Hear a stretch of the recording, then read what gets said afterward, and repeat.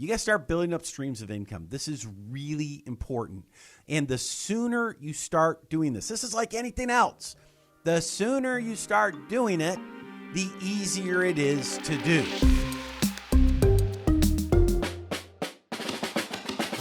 Welcome back to Retirement Today. My name is Zach Holcomb, and alongside me we have Michael Reese, founder of the Prosperity Planning System, retirement planning expert, and president and CEO of Centennial Advisors right here in Austin, Texas.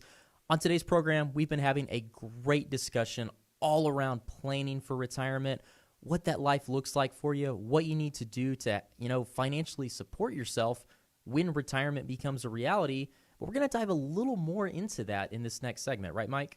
Yeah, so we've basically said, all right, retirement looks like this, and here's what I need to pay for it. Right. It's the income that I need, the regular stream of cash flows that I need in order to make work optional. Sure.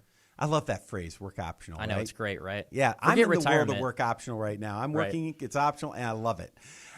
In any event, now we need to start thinking about, all right, you've got all this money you've saved for retirement. You're continuing to add to your savings probably for your retirement. Do you need to make some changes as to, what you've been doing with your planning? Because here's the reality. To this point, very likely all you've had to focus on is growth and accumulation. Right. All you're trying to do is accumulate a nest egg. You're trying to grow it, make it bigger so that someday you can live off your money, make your money work as hard for you as you've had to work for it, right? Right. That's the phase or the mindset you've been in. But now that you're starting to, maybe you're 5 years out from retirement, maybe a couple years, maybe 8 years, whatever it is. If you're at least within that 10-year window, you need to start thinking differently. You need to start thinking, you still want to grow your money, but at the same time, you need to start thinking, if you want work to be optional, you got to start building up some streams of income that will replace your paycheck. You got to start building up streams of income. This is really important. And the sooner you start doing this is like anything else. The sooner you start doing it, the easier it is to do. Right? It's like, it's kind of like, okay, so my daughter, Madison, she's 15. She goes to high school. And I swear, that kid, if she's got an exam, she is waiting to the night before to really start studying for it, right? Cramming. She's cramming. And I keep telling her, I'm like, and if she's got a project due, it's like, okay, project due's tomorrow. So when does she start working on the project? The night before. It's like, Mom, Dad, we got to go get supplies, to go to the store and get supplies. I got this project due tomorrow morning. And, imagine how much of a better job she would do in that project, how much easier the test would have been if she would just start maybe a week ahead of time. Sure. Right? Hey, I've got a project due not tomorrow, but next week.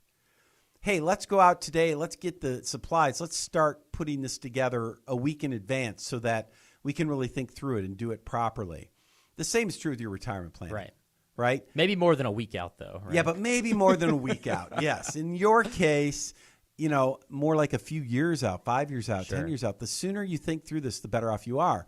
So, one thing I hear a lot of people, I talk to them, there's a lot of people out there that own rental real estate. And they're not making any money on it right now because basically they've got money coming in, but between property taxes, insurance, and the mortgage, they're basically breaking even. Maybe they're making, a couple $100, but nothing significant. Right. Why do they do that? Because they're thinking, hey, eventually that mortgage is going to be paid for. And when it is, that's going to create a really nice stream of income in retirement. That's an example of thinking about how do I build up streams of income in retirement. You can do that as well with your retirement savings, right? There are tools out there. Insurance companies, for example, they have these tools. A lot of people refer to them as private pensions. Now, I don't know that the compliance people really like that phrase. Maybe they're okay with it. Maybe they're not. It's a commonly used phrase, I know, overseas or like in Australia. But really, what is a private pension? What are they talking about? That's nothing more than taking a portion of your money, giving it over to an insurance company where they build up that money to create guaranteed streams of lifetime income, similar to Social Security when you're ready to retire.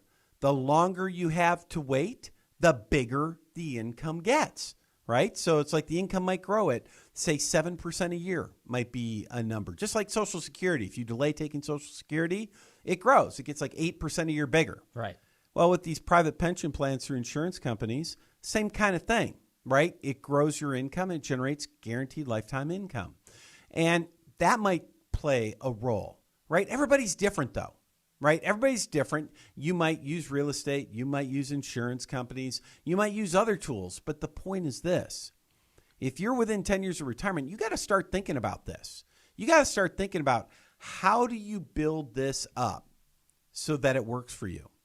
Now, let me give you a gotcha, something to watch out for, something that you'll read about that people say, hey, this is a good idea, yet it's a horrible idea. Okay. You ready for this one, Zach? I'm really intrigued. I'm okay, psyched. here we go. If you look at the financial media right now, with interest rates being really low, you can find articles all over the place that say, hey, you should buy dividend-paying stocks because you can build those dividends up. They could be a great stream of income in retirement. You'll read that. You'll hear that. This is a huge, huge gotcha. And I'll tell you why.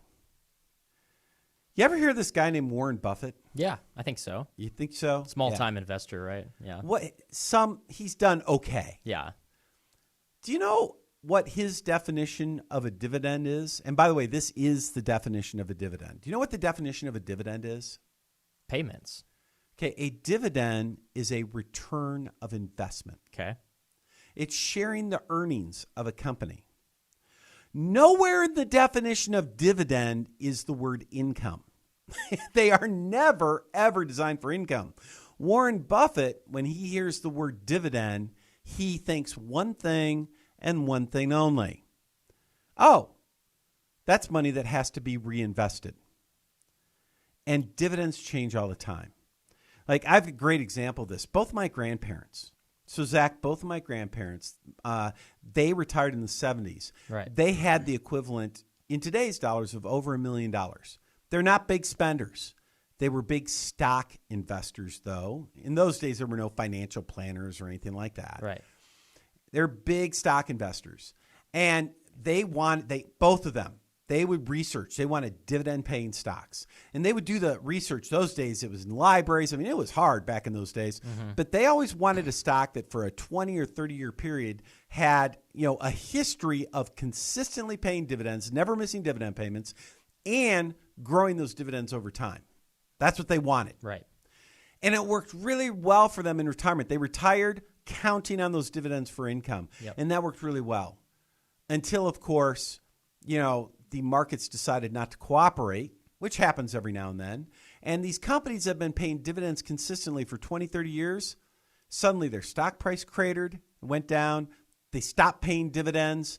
And before you knew it, my grandfathers, both of them, they had to sell stock at depressed values just to get the income that they needed. Right. This created a downward spiral. By the way, this is exactly how people go broke in retirement.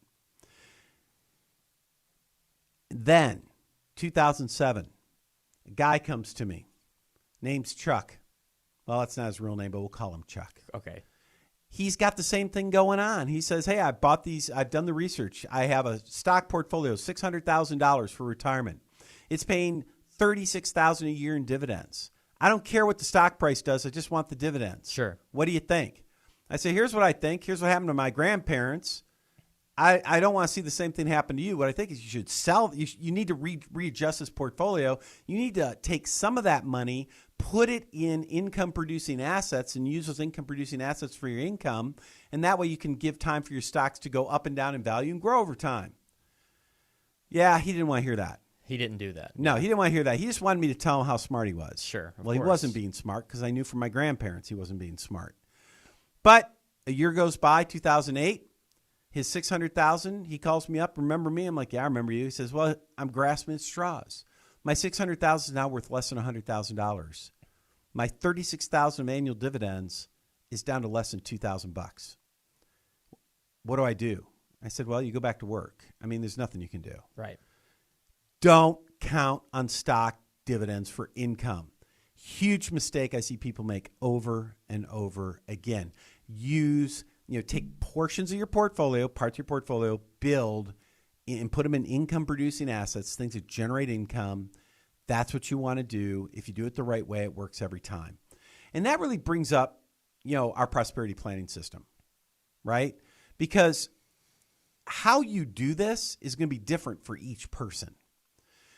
But you got to do it right. You got to do it right. We've built a system that works in good markets and bad.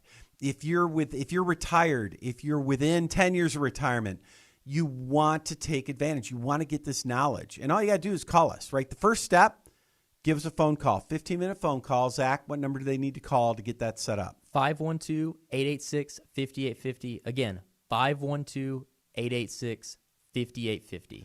Yeah, you give us a call, 15 minutes. We learn a little bit about you, but we can help you build that system, and it's free, right? It's free. I'll show you. If you talk to me, I'll say, look, here's what you need to do. Now, if you want to go do it yourself, off you go. If you want some help, I'll help you. Here's what I charge. Do you want my help or not? I mean, it's pretty straightforward. The key is I want to get this great information out there. I want to see you enjoy the retirement of your dreams. So again, it's 512-886-5850. Give us a call right now. Let's get that 15-minute call set up. 512-886-5850. All right. We got to wrap up. We got a hard break here. Don't go anywhere. We're going to come right back. We're going to continue our discussion on getting ready, planning for your retirement. Hi, and thanks for checking out Retirement Today. If you like the content we share on our channel, make sure to like, comment, and subscribe so you can stay notified about all of our latest content and videos. Be sure to share all of our information with your friends and family as well. Thanks for joining us. We'll see you next time.